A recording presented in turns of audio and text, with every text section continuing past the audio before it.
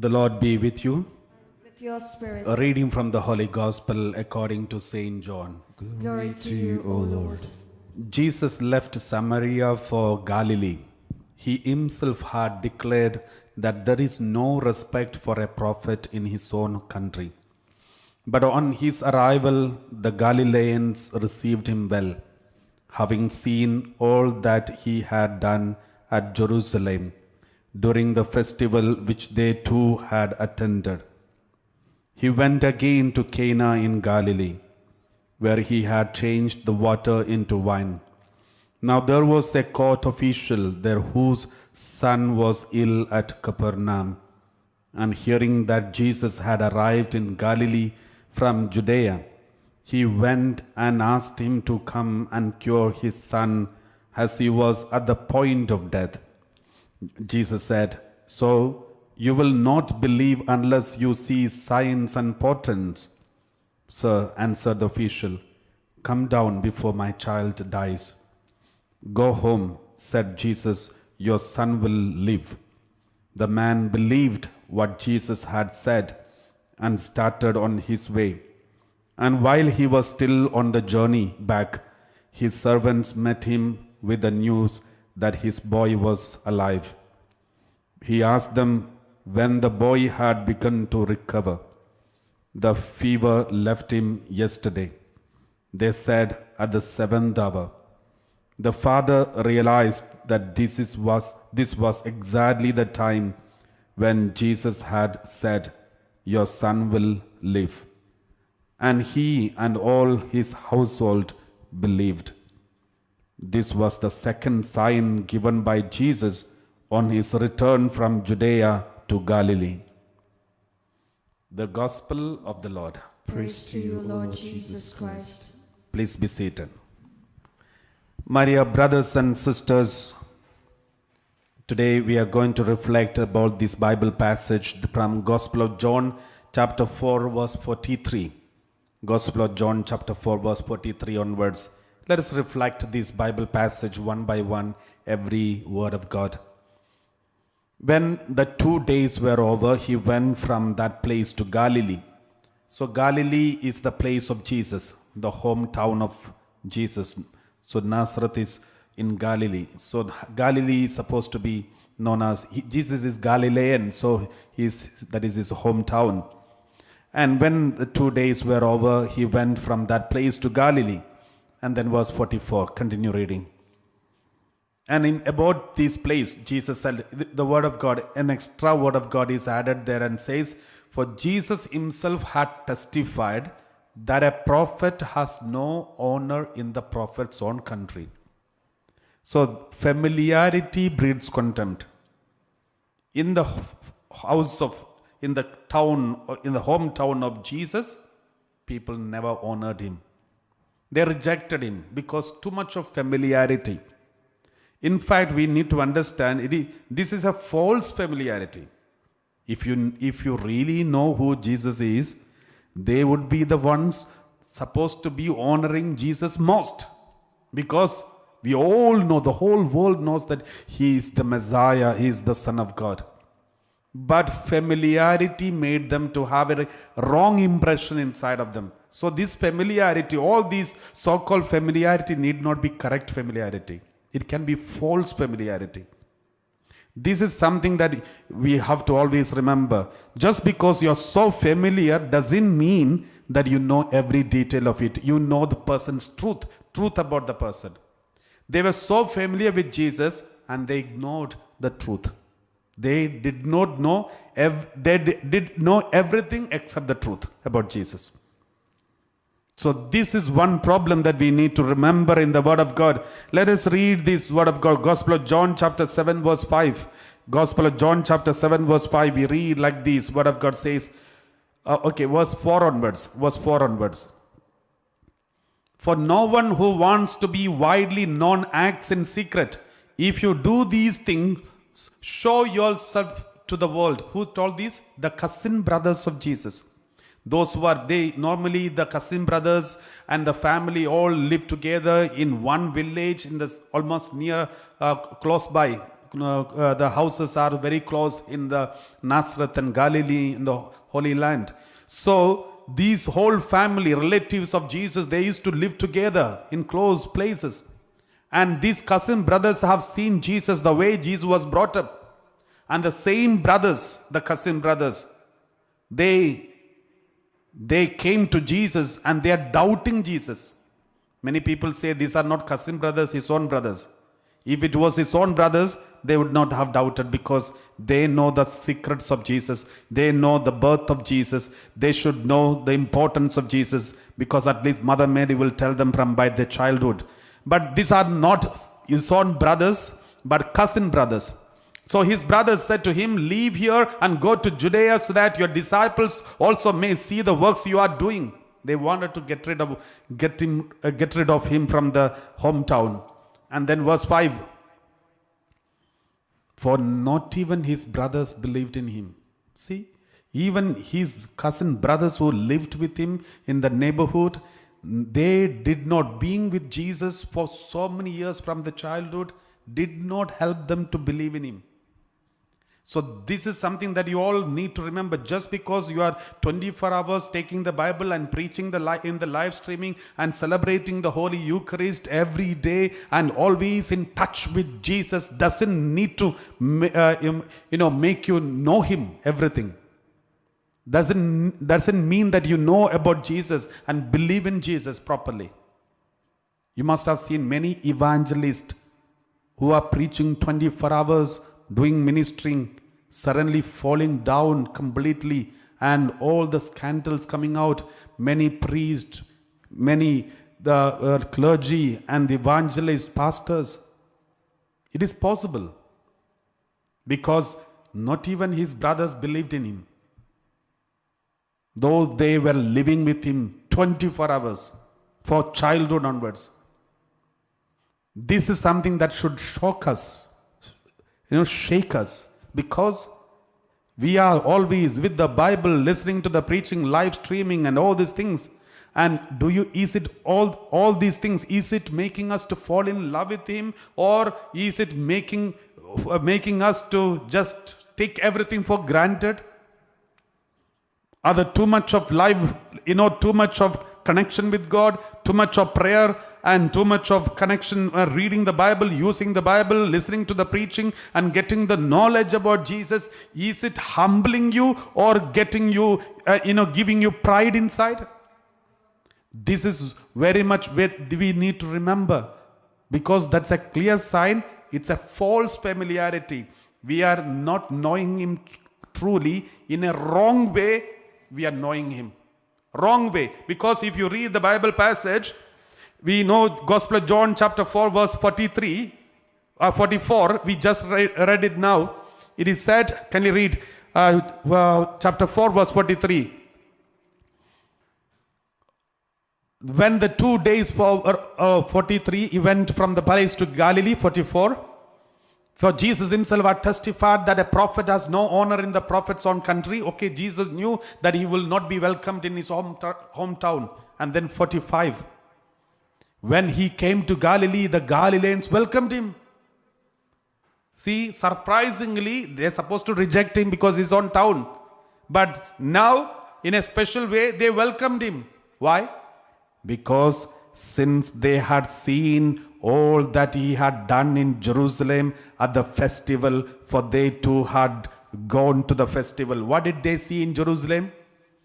Those of you who have read Gospel of John chapter 2, just before this, and in the chapter 2, we know Jesus went there and cast out everyone who is making noise and creating problem and desecrating the temple. He chased them all out and shouted at them and said, within 3 days, if you want, I can build this temple. Everyone was so stunned to see his power and authority with which he chased all these people out. And his own family members, his own relatives from Galilee, they had gone for festival and they saw this with their own eyes. They knew Jesus is become powerful. Not like a boy in the neighborhood. Now he's grown up and he's so powerful. He has got authority. He's chasing people out from the Jerusalem temple. This is what made them impressed. Therefore, Jesus looked at, the people looked at him as a political leader. The people of his family, his Galileans, so they welcomed him because they saw what happened in Jerusalem. And also they saw miracles Jesus performed in Jerusalem. Because we read in the same passage, especially in Gospel of John chapter 2. Gospel of John chapter 2 verse 23. After cleansing the temple, we read when he was in Jerusalem during the Passover festival, many believed in his name because they saw the signs that he was doing. In Jerusalem, he did many signs, miracles. So they saw two things. One is the cleansing of the temple, and everyone was so scared. Second, the signs, the miracles and wonders. These two things they saw. The Galileans, therefore, the family members, they said, oh, welcome, Jesus, come. You know, so far they rejected him, familiarity, false familiarity. Now they welcome him, not because they know Jesus strictly, but they have a wrong impression about Jesus. They thought Jesus is powerful, he has got authority, and he is going to be the political Messiah which they were expecting. This is a false image. And therefore they welcome. You know, many people welcome Jesus not because they know Jesus exactly who he is, but because they have a different intention, different impression. That is why we have seen many people believe in Jesus as a prosperity gospel. When they read the Bible, they see it's a prosperity gospel. Jesus will heal all the sicknesses. And many people, different way they look at Jesus. That doesn't mean that they know Jesus properly. I remember some years ago, I went to another country to preach the gospel. It was a retreat, arranged retreat for 3 days retreat. And during that retreat, I remember the first day, by mistake, I happened to crack some jokes. It was not jokes, but it was some blunders I made. It turned into be a joke. And not one, but many. And then one lady came after the preaching. She came to me and she wanted to appreciate me. And she said, Father, you are a brilliant stand-up comedian. I said, no, I'm a Catholic priest. Then she was not ready to give up. No, Father, you are a brilliant stand-up comedian. Then I knew that she was trying to appreciate me, but I know what happened. But at the same time, I know this is not the image I wanted to give. I'm a Catholic priest who came to lead the retreat.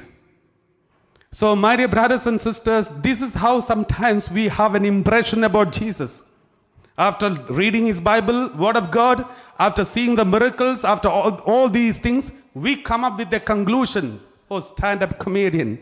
Or maybe something else. But that need not be the truth. Praise the Lord. That's how if you look into the world, every denomination has got an impression about Jesus. They think Jesus is this. Another person, Jesus is this. Another person, Jesus is like this. So this is dangerous. This is not what Jesus is.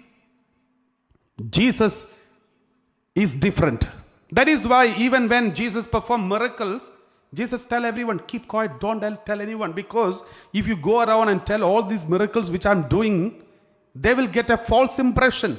They think I'm a healer. I'm a deliverer. I'm a miracle worker. I'm going to conquer the world.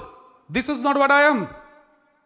I've come to suffer and die and save the world. They won't get the picture of the crucifixion more if the healings and miracles are promoted more. So this is why Jesus told, before his death, he told everyone, keep quiet, don't tell anyone. This miracle, don't tell anyone. That miracle, don't tell anyone.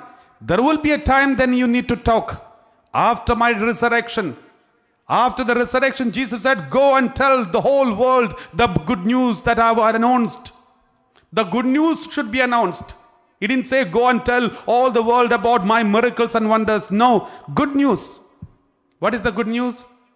The biggest good news is the Savior came from the heaven down, and he carried the cross that is nothing but our sins, and sacrificed this sin on the whole sin of the whole world on the Calvary, on the cross, and then he died for us, and he was buried in the tomb for 3 days. On the third day he resurrected.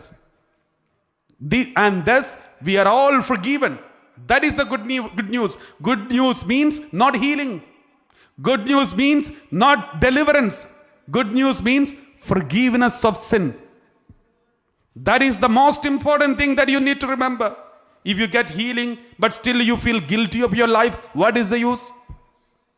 If you get miracle wonders but still you always haunted by your past sins and falling into depression, what is the use? The biggest healing the whole world is in need of is healing, forgiveness of their sin. Somebody has to tell you your sins are forgiven with authority, and your sins should be forgiven completely.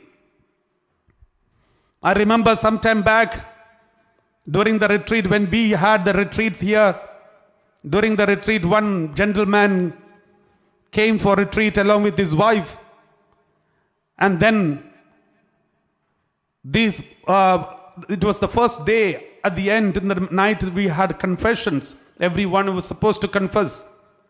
And everybody confessed, but this gentleman did not confess.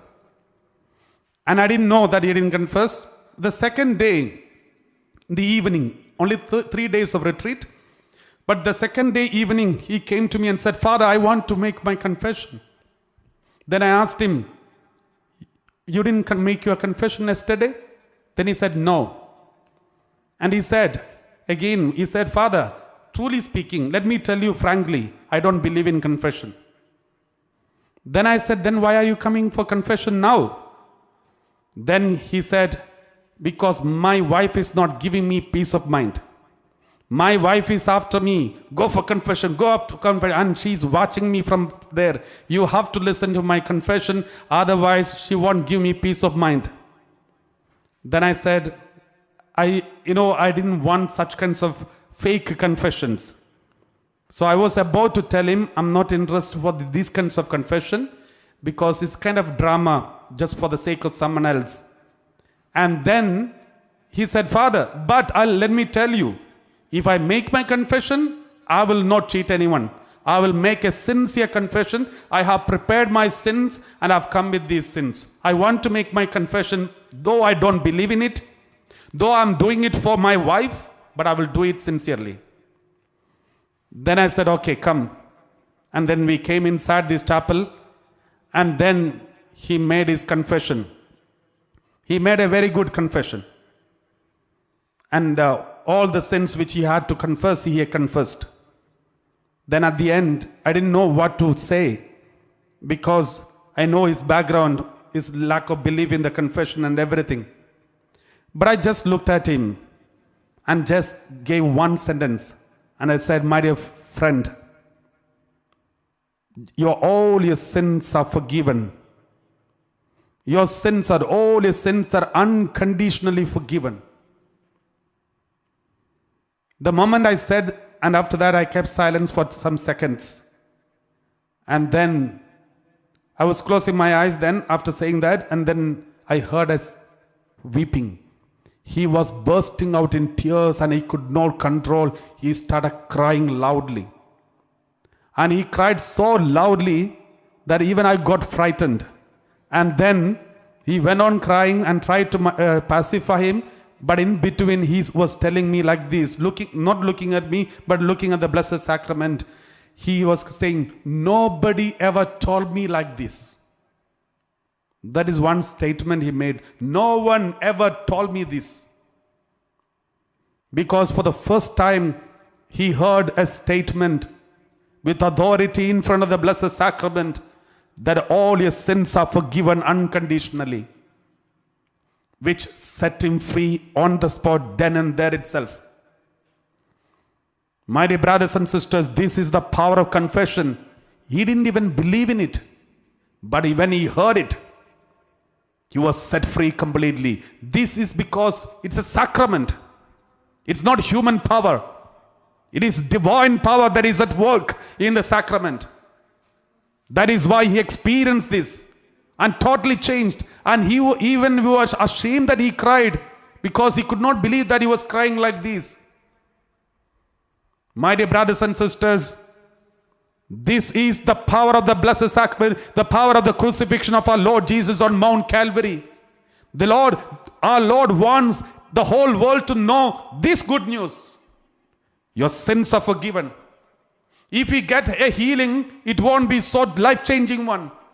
If we see a miracle, it won't be a life-changing one. But this has changed his life. That you are forgiven. My dear brothers and sisters, why many people are falling into depression? Why people are feeling lonely? Why people are not being happy? Why people are not able to accept each other? Why this world has become a turmoil? Because the world is missing this good news. This world is missing this good news. Somebody with authority, the one who has control on this whole universe, the one who created them, the one who created each and every one of you, the one who created the whole universe, has to tell you on your face, your sins are forgiven. People are waiting for this good news. If they hear this good news, their life will be changed. The whole world, the attitude of everyone will be changed. This is the biggest good news. That is why Jesus said, go and proclaim this good news to the whole humanity. When you believe, you will see miracles, wonders, all these things taking place. When you believe it, believe this good news. When you believe that you are forgiven, when you think about your past sins, the terrible past sins, you can't even lift your head up, but you will always keep your heads down because you are so ashamed of your sins and you hate yourself because you committed such a terrible sins. And you want to hide behind all your guilt feeling. That is why many people falling into depression, confusion, anger, irritation, hatred, revenge, and all these things. But God is holding you and lifting you up and saying, your sins are forgiven. You are precious. You are my child. This will change, my dear brothers and sisters. That is why Jesus wants everyone to know only this good news, the good news of forgiveness, more than anything else. Let us focus on this good news. That is, Jesus loves you and He has forgiven all your sins. When you make your confession a thorough confession, the Lord accepts you as you are. So these Galileans, they had a negative impression about Jesus. That is why Jesus was so angry. We read verse 45. Gospel of John chapter 4 verse 45. When He came to Galilee, the Galileans welcomed Him, since they had seen all that He had done in Jerusalem at the festival, for they too had gone to the festival. Verse 46. Then He came again to Cana in Galilee. Cana is the place where He performed the miracle, water turned into wine. So, where He had changed the water into wine. Now there was a royal official whose son lay ill in Capernaum. Capernaum and Cana of Galilee. Almost more than 20 miles distance, 20-mile distance. So this royal official, royal family of the Herod. So most probably Herod Antipas, the royal king of that place, Galilee. So he is a royal official, very influential person. So many officials around him and very well connected to the king. And he is so powerful. He has soldiers around him. So a royal official whose son lay ill in Capernaum. So he came all the way from Capernaum to Cana to meet Jesus.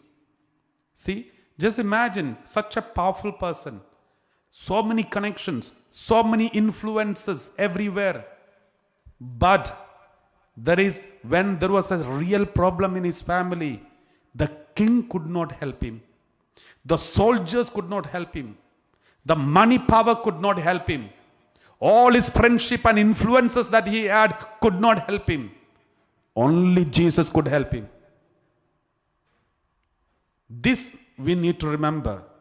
We are here struggling to get so many likes in social media, so many messages in the social media, so many friendship and friends list should be increased in our social media. We are worried when the likes number is reduced. We are worried when we don't get a positive comments. We are worried that nobody follows us. But let me tell you, when you have a personal problem, none of these friends will come to you. When you have a crucial time, when your life is at a reckoning time, you will not have anyone to support you. Now so many people likes you. So many say you're fantastic, wonderful and beautiful and all these kinds of fantabulous and all kinds of exaggerated words. But when you have a real problem, real crisis, no one will come to know. No one will be there to do anything. The only person who can help you at that moment is Jesus. That moment you will cry, Jesus. And Jesus may not recognize your voice because first time he is hearing your voice. Be familiar with Jesus. Always make sure that you have an intimacy connection with Jesus. And my dear brothers and sisters, we read these powerful influences. This will never be helpful for us. Psalm 108 verse 12. Psalm 108 verse 12, we read like this. Oh, grant us help against the foe, for human help is worthless. There will be a time the human beings will be helpless in front of you. Their help is worthless in front of you. Even if you are a king, even if you are a prime minister, president, you can pass any law against the divine law. But there will be a time for you where no one on this earth can help you except Jesus. We read like this, Psalm 118 verse 8. It is better to take refuge in the Lord than to put confidence in mortals. It is better to take refuge in the Lord than to put confidence in mortals. Psalm 146 verse 3 onwards. Do not put your trust in princes, in mortals, in whom there is no help. Sometimes we may have a tendency, as we are growing, maybe as a religious congregation, a community, as a parish, as a priest or as a bishop or as a powerful pastor or evangelist, we will have a tendency to make friendship with the influential people so that we will be safe. Especially in a country where we are getting persecuted. We will have a tendency to have a pleasing mentality towards our officials, of government officials, so that when we have problem, they will come in help. These things will not work in spirituality, my dear brothers and sisters. None of these people will be able to help. Jesus was the most influential person in the world, but when he had a crisis, only Father in heaven helped him. Do not put your trust in princes, in mortals, in whom there is no help. Verse 4. When their breath departs, they return to the earth. On that very day, their plans perish. Now you think you have a best friend in the parliament, or in the palaces, or in influential people. But the Lord says, when their breath departs, they return to the earth. On that very day, all their plans and plannings, everything will perish. Therefore, do not put your trust in princes. Now you are a big follower of a cricket star, film star, or maybe a soccer star. But remember, they themselves are struggling. They themselves are having a battle between themselves, their own inner struggles that they are going through. For you are even ready to deny God in following them. But they, in their secret life, they are crying to God so that they may be helped. Remember, all these people They all will depart from this world. When their breath departs, they return to the earth. On that very day, their plans perish. Verse 5. Happy are those whose help is the God of Jacob, whose hope is in the Lord their God. If you are trusting only in God, not putting your trust or dependency on any human being, but your dependency, your strength, your trust, everything in God, then you will be happy all throughout your life. Some people, they put their trust in their pocket, in the wallet, the money that they have in the pocket. If they don't have money in their pocket, they are restless, they are so scared. But they have money in their pocket or bank, they feel safe. Happy are those whose help is the God of Jacob, whose hope is in the Lord their God. We read like this, Isaiah chapter 30 verse 1 onwards. Isaiah chapter 30 verse 1 onwards. Those who want to trust in the human beings, oh rebellious children, says the Lord, who carry out a plan but not mine, who make an alliance with somebody else, but against my will, adding sin to sin. Sometimes as we grow, personally, individually, we will make friendship in the school, in the college, in the university. In order to be accepted, we will make friendship with those who are powerful, those who are influential, those who are good at all kinds of modeling and all these kinds of things. You want to make friendship with them. You don't want to hurt them. Therefore, you are ready to compromise all your ideologies that you are holding on to all these years, and suddenly you give up everything and surrender your brain and everything into the hands of these small groups who seems to be influential in for a shorter period.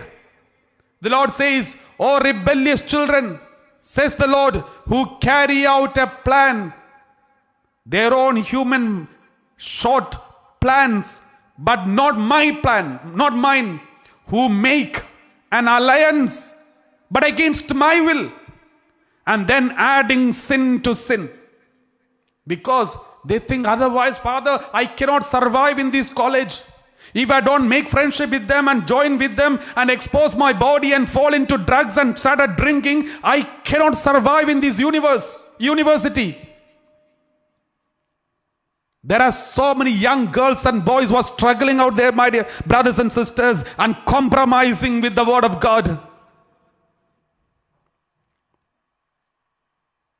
The Lord says, verse 2, who set out to go down to Egypt without asking for my counsel. They went to the Egypt without asking my counsel. Egypt means the pagans, pagan culture, pagan worship, pagan things. They went, made friendship with them to take refuge in the protection of Pharaoh. Pharaoh is considered as the evil one, the evil leader. And they went and hide protection. In the college, university, in the community, in the working places, in order to get fame and name or acceptance and appreciation, we make friendship with the Satan worshippers, Freemasons, or all these kinds of groups, and find refuge under these kinds of drug addicts and those who are drunkards and drinking and having parties and going to the pubs, and we join with them and be with them so that we may not be rejected. We need protection from them and to seek shelter in the shadow of these people. They are trying to find shelter.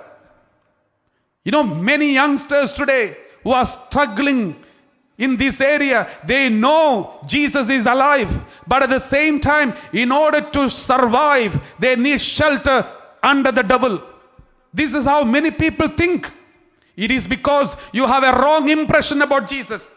Just like the Galileans who had a wrong impression about Jesus. They didn't know who Jesus is. They only had a perverted, disfigured impression about Jesus.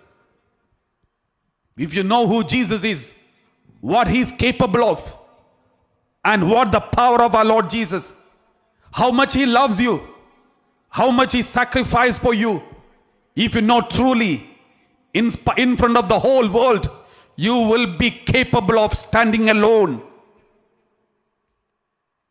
You will even dare to stand alone in front of the whole universe because you know you are not alone. We don't know Jesus, my dear brothers and sisters. That is why we seek shelter in the shadows of this Egypt. We are finding shelter in the shadow of Egypt, in our working places, in our colleges, in your universities, everywhere. We are lost our dignity, identity, the image of the child of God. Verse 3, we read like this, verse 3. Therefore, the protection of Pharaoh shall become your shame.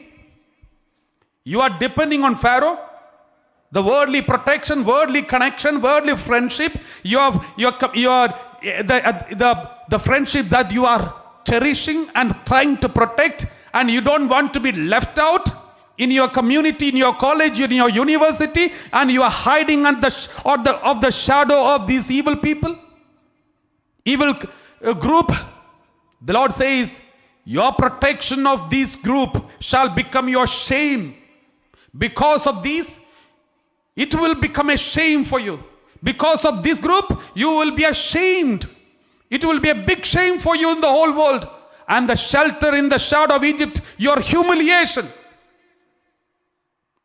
You know how many youngsters, young girls and boys humiliated and ashamed and spoiled their life, the image, the self dignity, and surrendered everything and went into all kinds of humiliation and shameful things. And then once they enter into this humiliation and shameful things, that is when they are ready to destroy their life. You know, if you see some waste box, waste paper on the floor, what are you going to do?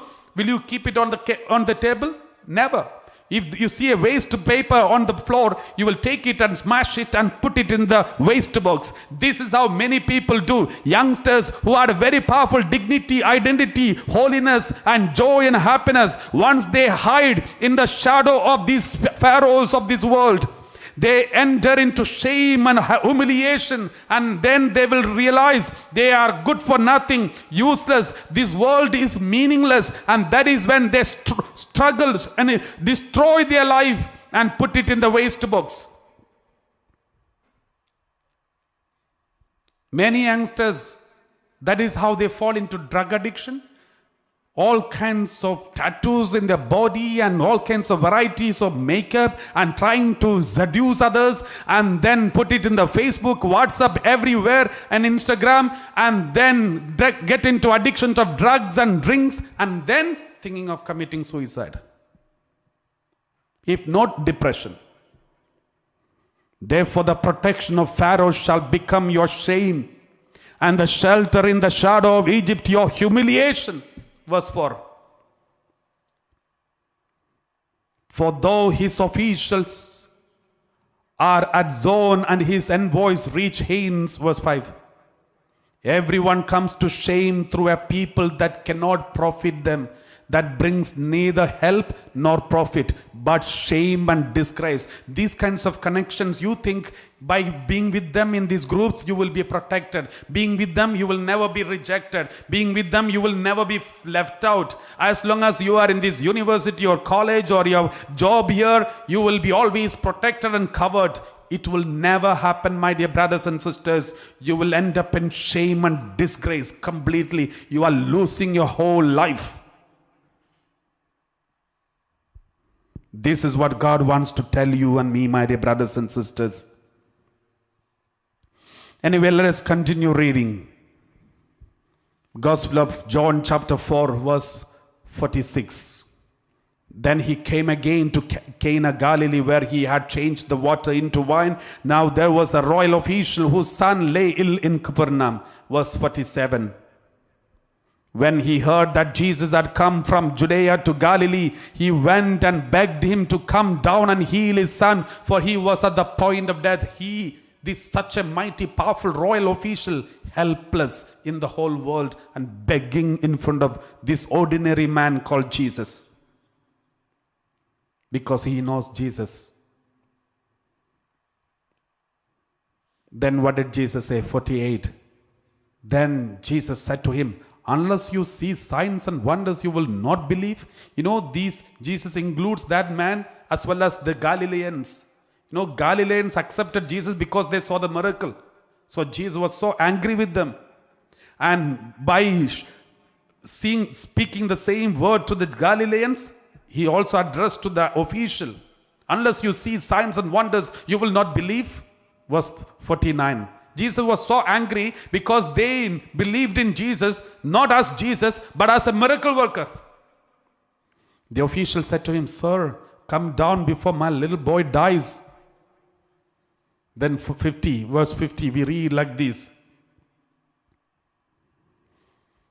Jesus said to him, "Go, your son will live." My dear brothers and sisters, many people, they only believe when they see miracles and wonders. Remember, miracles and wonders are not the criteria to identify one person comes from God or not. Even devil can perform miracle. Always remember, let's read 2 Thessalonians chapter 2 verse 9. 2 Thessalonians chapter 2 verse 9, we read like this in the word of God. The coming of the lawless one is apparent in the working of Satan, who uses all power, signs, lying wonders. Verse 8 onwards you can read. 2 Thessalonians chapter 2 verse 8. And then the lawless one means the Antichrist. Then the lawless one will be revealed. Evil one will be revealed and manifested in many ways, whom the Lord Jesus will destroy with the breath of his mouth. The lawless one will be destroyed by the breath of his mouth. What does it mean? Breathing is the Spirit, the Holy Spirit. By the power of the Holy Spirit, annihilating him by the manifestation of his coming. When the second coming of Jesus happens, all these lawless one will be annihilated. Verse 9. The coming of the lawless. So when the lawless one comes, how does he come? Lawless one comes. Lawless one is apparent in the working of Satan. He works with the Satan in the power, in the support of the Satan, who uses all power, signs and miracles, lying wonders. Verse 10. And every kind of wicked deception for those who are perishing. Who will go with them? Not all the good people will go with them. Only those who are perishing will join with them. Those who are after miracles and wonders and this worldly life, those who are focused only on this worldly life, they will join with them. Those who are perishing, because they refuse to love the truth and so be saved. They don't want the truth. They don't want to know the teaching of Jesus, the theology of Jesus, what Jesus preached. They only want healing and miracles. They come and join anywhere, any retreat or anything, if there is healing or miracle. They are ready to go for any denomination if there is healing and miracle. They don't want search for the truth. This is dangerous, my dear brothers and sisters. Where is your intention? Are you intending to join with Jesus and fall in love with him? Or are you following Jesus because you are waiting for miracles and wonders? If you are waiting for miracles and wonders, you may end up in joining with the lawless one. We may be counted among the perishing people. That is why during the adoration today, the Lord said a very strong message. Tell everyone to fall in love with me. Have an intimacy with me. Otherwise, everything is waste. Praise the Lord. Thank you, Jesus. Praise you, Jesus. Thank you, Father. Matthew chapter 7 verse 21. Matthew chapter 7 verse 21. Just because there is miracles and wonders are taking place in any group or any place, don't go after those people. Not everyone who says to me, Lord, Lord, will enter the kingdom of heaven, but only the one who does the will of my Father in heaven. Verse 22 says, on that day, many will say to me, Lord, Lord, did we not prophesy in your name and cast out demons in your name and do many deeds of power in your name? Many deeds of power in the name of Jesus. Cast out demons in the name of Jesus. prophesy in the name of Jesus? You know, if we see somebody do all these things, then we will come to a conclusion. Oh, this church is the real church. This church is controlled by the Holy Spirit. This is where Jesus is. So I should join in this community, this denomination. This is how we human beings conclude. But what did Jesus speak about these people? Who are able to prophesy in the name of Jesus, who are able to cast out demons in the name of Jesus, who are able to do many deeds of power in the name of Jesus. What did Jesus tell them? Continue verse 23. Then I will declare to them, I never knew you. Go away from me, you evildoers. That means one side doing evil, another side preaching deliverance, miracles, wonders. It can happen. This is also possible. Because when God gives the gift, those people may be very good, holy, but later the Lord never takes back his gifts. But later we may divert because of our ego and pride that controls and fall into temptations and sins. Familiarity breeds contempt. But the gift can be active. So we have to be very careful, my dear brothers and sisters, because the lawless one is very active in this world. Everything you have to test and see whether it's coming from God or not. Everything, everybody. Praise the Lord. My dear brothers and sisters, even Israel, so just because you saw some miracles and wonders doesn't mean that everything will be okay. The miracles and wonders will never transform anyone, but it only gives you excitement. But the crucifixion will transform you. Because when Jesus was alive in this world, 3 years of his public ministry, the 12 disciples, all of them have seen all the miracles. The way the disciples saw the miracles, no one in this world has seen any miracle. Jesus walked on the water, Jesus calmed the sea, rebuked the wind, healed the sick, multiplied 5 loaves of bread for 5,000 people, and he is healing the lepers and calming the sea. So many miracles the disciples witnessed. But when Jesus was about to die, what happened to these 12 disciples? They all left him. Where are the miracles? The miracles did not change them. But you can see one person on Mount Calvary. Who is that? You know, when Jesus was dying, there was a centurion who was looking at the way Jesus was dying. He said, Father, forgive them. What they do not know what they are doing. And then Jesus said, Father, I commend my spirit unto you. And then he died. Then suddenly the centurion, looking at the way Jesus was dying, he said, truly, he is the Son of God. That is called conversion. Not seeing any miracle or wonder, but seeing the death of Jesus on Mount Calvary, the way he died, that showed his real identity. So you should fall in love with Jesus, not seeing any miracle, but seeing this crucifix, the way Jesus died for you and me. Then you will have an intimacy with him. Otherwise, you will only have excitement in following Jesus, not intimacy. Many Christians are excited Christians, not intimate Christians. Therefore, the Lord wants us to have an intimacy with him, fall in love with him. When you see somebody died for you, that is when you fall in love with that person. When you see somebody performing miracles for you, then you will get excited for that person and follow him. You can follow a person in 2 ways. Out of love and out of excitement. Those who follow Jesus with the excitement, when the excitement reduces, you will deny him.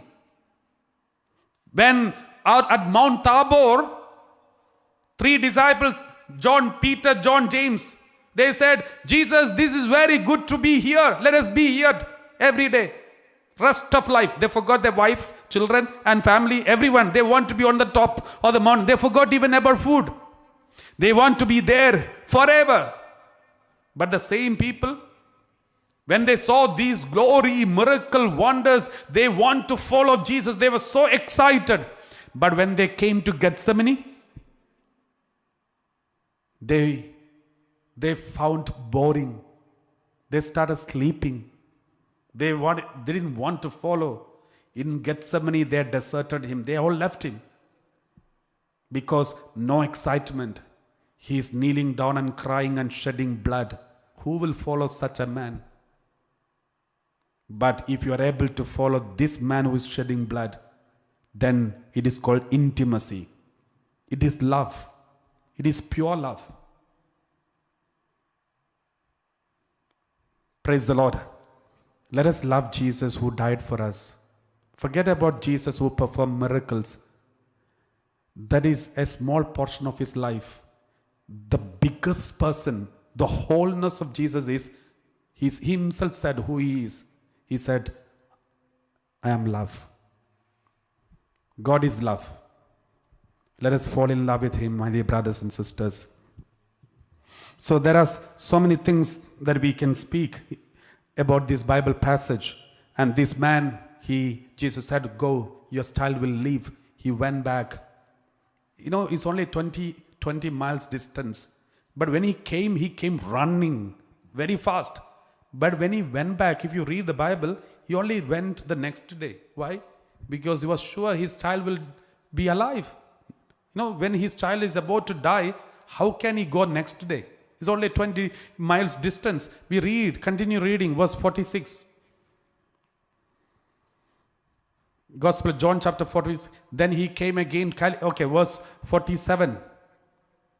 When he heard that Jesus had come from Judea to Galilee, he went and begged him to come down and heal. He was he's in hurry. He's in a hurry. Verse 48. Jesus said to him, unless you see sign. 49. Then official said, sir, come down before my little boy dies. Come down fast. Then verse 50. Jesus said to him, go, your son will live. The man believed the word that Jesus spoke to him and started on his way. He believed the word and walked. He started. He came running, now he's walking back. Verse 51. As he was going down, his slaves met him. As he was going down, we don't know how much it took, because one thing is sure. The previous day he was talking with Jesus. Now when he is going back, he is very slow. That is why the slaves came in search of this man. Because he had complete trust in the word of God. And he was 100% sure his child will be alive. As he was going down, his slaves met him and told him that his child was alive. Verse 52. So he asked them the hour when he began to recover. They said to him, yesterday at 1 in the afternoon, the fever left him. Now they are in the next day. And verse 53. The father realized that this was the hour when Jesus had said to him, your son will live. So he himself believed along with his whole household. Yesterday afternoon, Jesus told, go, don't worry. But he has not yet reached the same day. He is not even reached the next day. That means he is so relaxed and going back, trusting. He knows there need not be any hurry, because Jesus said it will happen. Jesus said it will happen. This is called complete trust. Complete trust in the Lord. No worries after that. Let us pray that we may have the same trust. Let's sing together the offer to him.